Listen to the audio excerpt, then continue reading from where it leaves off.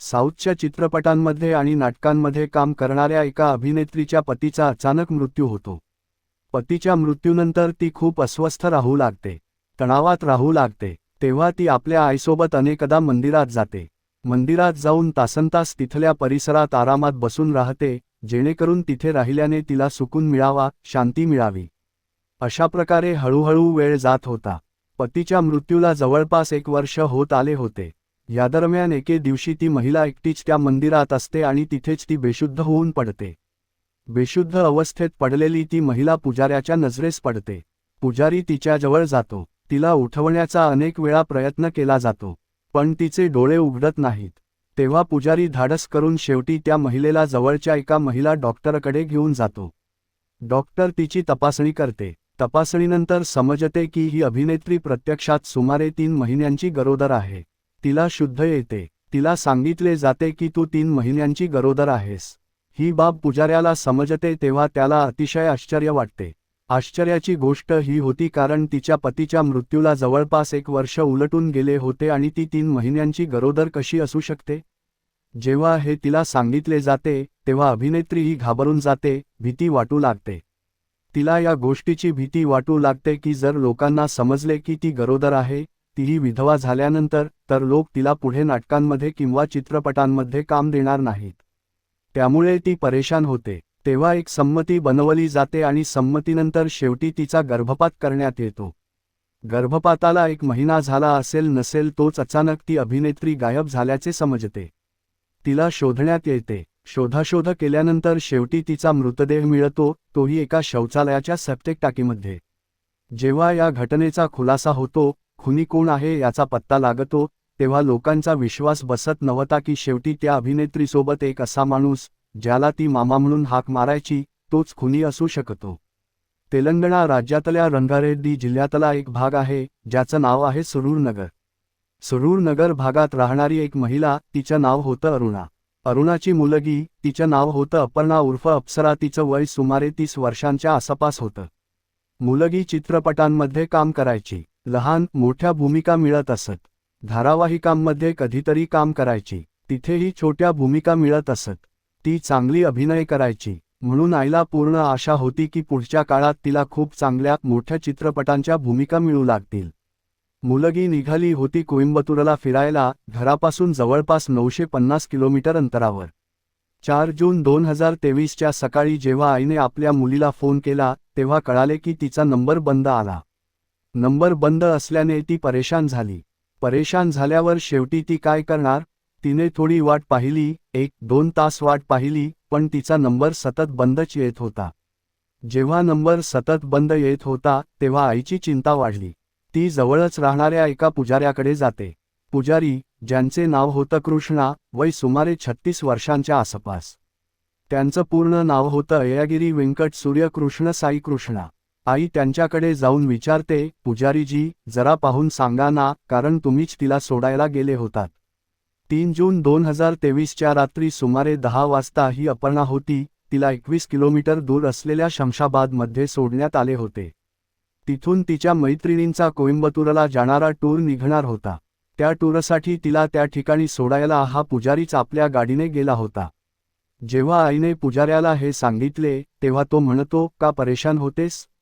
तिचा नंबर कदाचित काही कारणाने बंद झाला असेल. नवीन ठिकाणी पोहोचली असेल, कदाचित तिने फोन चार्ज केला नसेल. वाट पाहूया. पुजाऱ्याने हे सांगताच ती महिला शांत होते आणि वाट पाहू लागते.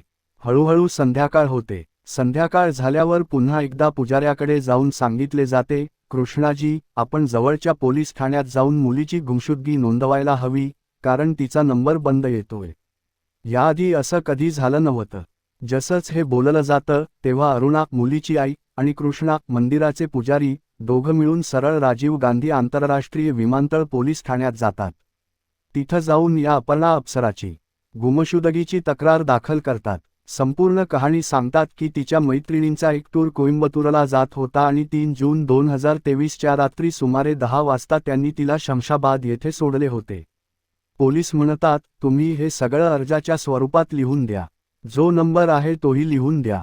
आम्ही लोकेशन काढू, CDR कॉल डिटेल रेकॉर्ड काढू आणि जी काही चौकशी असेल ती करू. त्या मुलीला शोधण्याचा पूर्ण प्रयत्न करू. तुम्ही अजिबात परेशान होऊ नका. पोलिसांना अर्ज दिल्यावर पोलिसांनी आपलं काम सुरू केलं. पोलीस सतत शोधाशोध करत होते. तेवढ्यात एक पथक तयार केलं जातं. पथक तयार केल्यावर सुरूर नगर ते शमशाबाद हे अंतर सुमारे 21 किलोमीटर आहे. तेव्हा या 21 किलोमीटरच्या रस्त्यावरचे सीसीटीव्ही कॅमेरे तपासले जातात. तपासल्यावर हे पाहिलं जातं की खरोखरच ती मुलगी कारमधून गेली आहे का? तर ती जाते खरी. त्यानंतर बारकाईनं तिची CDR तपासली जाते. तिचं लोकेशन पाहिलं जातं. पुजाऱ्याला विचारलं जातं की तू तिला कुठे सोडलंस? तो म्हणतो, मी तिला शमशाबादच्या बस स्टँडवर सोडलं.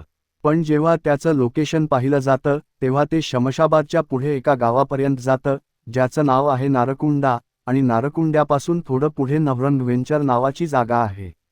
तिथपर्यंत त्याचं लोकेशन गेलेलं दिसतं. पोलीस विचारतात, काय तू तिथं गेला होतास? तेव्हा तो म्हणू लागतो, मी तिथं गेलो नव्हतो.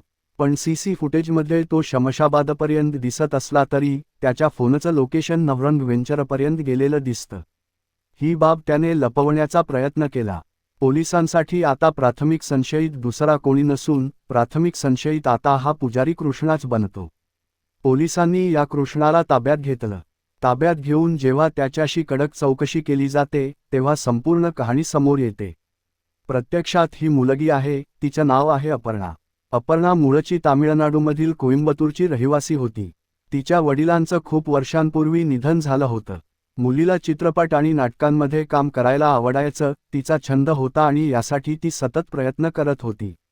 आईही, मग तो दिग्दर्शक असो किंवा निर्माता, प्रत्येकाकडे जाऊन आपल्या मुलीला काम मिळवून देत होती. सुरुवातीला तिला छोट्या भूमिका मिळत होत्या, पण जी भूमिका करायची ती खूप दमदार पद्धतीने करायची. म्हणून भविष्यात या मुलीला चित्रपटात चांगलं काम मिळू शकेल अशी आशा होती. यादरम्यान तिची भेट एका सॉफ्टवेअर इंजिनियरशी होते, ज्याचं नाव होतं कार्तिक राजा. सॉफ्टवेअर इंजिनियरशी भेट होते, दोघांना प्रेम होतं. ती मुलगी आपल्या आईशी बोलते, मला या मुलाशी लग्न करायचं आहे. तिकडे त्या मुलाने आपल्या कुटुंबियांना तयार केलं, इकडे मुलीनेही तयार केलं. पण अट ठेवण्यात आली की आई आणि मुलगी दोघी सोबत राहतील. त्या इंजिनियरला या गोष्टीचा काहीही विरोध नव्हता. कार्तिक राजा म्हणाला, काही हरकत नाही, काही त्रास नाही. तुझी आई तशीही एकटी आहे. एकटी कुठे राहणार, ती आपल्यासोबतच राहील. आईही सोबत राहू लागते. हा सॉफ्टवेअर इंजिनियर मुलीलाही सोबत ठेवत होताच. सगळं काही ठीक चाललं होतं. लग्नाला 2 महिने झाले असतील नसतील तोच या घरात भांडणं सुरू होतात. थोड्याच वेळात भांडणं वाढू लागतात. तिकडे सासरच्यांचाही हस्तक्षेप सुरू होतो. इकडे आईचाही हस्तक्षेप सुरू होतो. जेव्हा घरात खूप वाद होऊ लागतो तेव्हा एक दिवस रागाच्या भरात ही मुलगी जवळच्या पोलीस ठाण्यात जाऊन तक्रार देते आणि त्या तक्रारीच्या आधारे गुन्हा दाखल करण्यात येतो. पोलिसांनी त्या सॉफ्टवेअर इंजिनियरला अटक केली आणि त्याला तुरुंगात पाठवलं. तो जवळपास 15 दिवस तुरुंगात राहतो. पण तुरुंगात असताना तो खूप वाईट पद्धतीने खचतो. तो मानसिक तणावातून जात असतो. त्याला इतकी परेशानी होते की तुरुंगातून बाहेर आल्यावर तो आत्महत्या करतो. इकडे त्याने आत्महत्या केल्यावर घरात एकदम हादरा उडतो. आई आणि मुलगी संधी साधतात आणि येथून जवळपास 950 किलोमीटर दूर असलेल्या तेलंगणामधील सुरूर नगर इथे येऊन राहू लागतात. जेव्हा त्या दूर निघून जातात तेव्हा त्या मुलाच्या कुटुंबियांनी काहीही खटला दाखल केला नाही आणि प्रकरण पूर्णपणे शांत होतं. पण ही मुलगी होती, ती इतकी परेशान राहू लागते की आपल्या पतीला वारंवार आठवत असे. तणावमुक्तीसाठी ती जवळच असलेल्या एका मंदिरात जाऊन बसायची. आईही सोबत जायची. हे मंदिर होतं साईबाबा मंदिर. आई या कृष्णाला, जो पुजारी होता, त्याला आपल्या धाकट्या भावाचा दर्जा दिला होता. या भागात त्याची चांगली ओळख होती. तो लोकांकडून चंदा गोळा करायचा, गोशाळा बांधायचा, मंदिरं बांधायचा. त्या भागात त्याची खूप चांगली प्रतिष्ठा होती. न जाणो केव्हा त्या पुजारी म्हणजे कृष्णाची त्या मुलीशी खूप जवळीक वाढली. मैत्री झाली. कुणालाही कळलं नाही. त्यांनी हे नातं अत्यंत गुप्त पद्धतीने ठेवलं. एप्रिल 2022 पासून ही मैत्री सुरू झाली होती आणि दोघांमध्ये शारीरिक संबंधही बनू लागले. जेव्हा संधी मिळेल तिथे दोघं एकत्र राहू लागले. हा पुजारी असला तरी त्याचं 2010 मध्ये लग्न झालं होतं.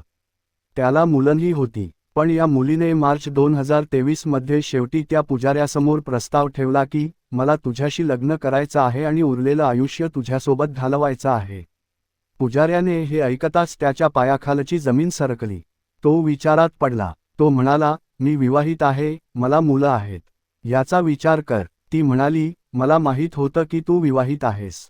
पण तूच माझ्या जवळ येण्याचा प्रयत्न केला. या गोष्टीवरून दोघांमध्ये खडाजंगी सुरू होते आणि ती वाढू लागते. अजून मार्च महिना होता. एप्रिल आणि मे सरतात. मे महिन्यात एक दिवस ती मंदिराच्या परिसरात बेशुद्ध अवस्थेत सापडते. हाच पुजारी तिला डॉक्टरकडे घेऊन जातो. एका महिला डॉक्टरशी बोलल्यावर कळतं की ती 3 महिन्यांची गरोदर आहे. तिला सांगितलं जातं की तुला चित्रपटात किंवा नाटकात मिळणारं काम बंद होईल, कारण तू विधवा आहेस. विधवा असतानाही तू गरोदर आहेस हे कुणाला कळलं तर तुझ्यासाठी खूप वाईट होईल. पण पुजाऱ्यासाठी यापेक्षा कितीतरी पटीने वाईट परिस्थिती होती, कारण संपूर्ण भागात त्याची खूप चांगली पोहोच होती, चांगली प्रतिष्ठा होती. तेव्हा पुजाऱ्यानेच एक योजना आखली की का नाही आपण कोइंबतूरला फिरायला जाऊ. आईला सांगितलं की ती मैत्रिणींसोबत फिरायला जाते आहे.